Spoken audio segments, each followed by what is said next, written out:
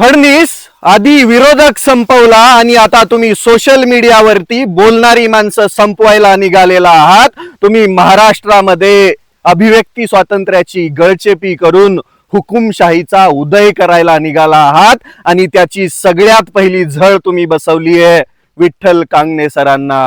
विठ्ठल कांगणे सरांचं इंस्टाग्रामवरचं अकाउंट या महाराष्ट्रामध्ये नव्हे भारतामध्ये बॅन झालेला आहे।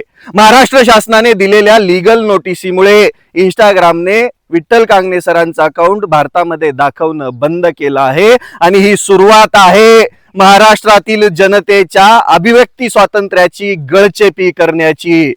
गुन्हा काहीच नव्हता, त्या भिकारचोट भोंदू बद्दल बोललं म्हणून हे सगळं सुरू झालंय। मग याच्या मागे नेमकं तुमचं काही लागे बांधे लपलेले आहेत का? तुम्ही रोज मीडिया समोर येऊन फौजदारी गुन्ह्याच्या धमक्या देतात, तुम्ही कारवाई करण्याच्या धमक्या देतात, नेमक्या कशासाठी?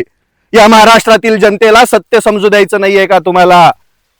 आणि एक गोष्ट लक्षात ठेवा फडणीस, तुम्ही जेवढा जास्त आवाज दाबण्याचा प्रयत्न कराल तेवढा जास्त या महाराष्ट्रातील जनतेचा आक्रोश वाढेल, क्रांतीचा उदय होईल आणि ते तुम्हाला झेपणार नाहीये। त्यामुळं लवकर सुधरा।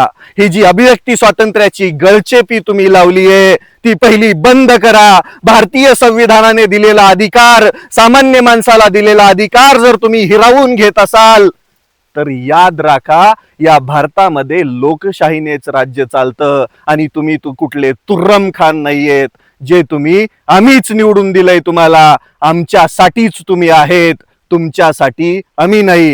हे लवकर बंद करा, नाहीतर याचे परिणाम भोगायला तयार राहा।